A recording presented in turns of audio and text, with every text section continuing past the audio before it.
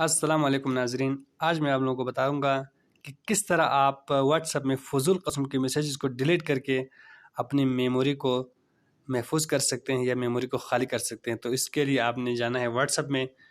What's app کے بعد جس گروپ کو آپ نے کلیئر چیٹ کرنا ہے اس گروپ میں چلے جانا ہے، اس گروپ پہ آپ نے کلک کرنا ہے۔ اس کے بعد اس کونے میں دائیں سائڈ کے کونے میں 3 نقطے نظر آ رہے ہیں، وہاں پر آپ نے کلک کرنا ہے۔ اس کے بعد آپ کو یہاں پر بہت سارے فنکشنز نظر آئیں گے، اس میں سے لاسٹ میں جو مور نظر آئے اس پہ آپ نے کلک کرنا ہے۔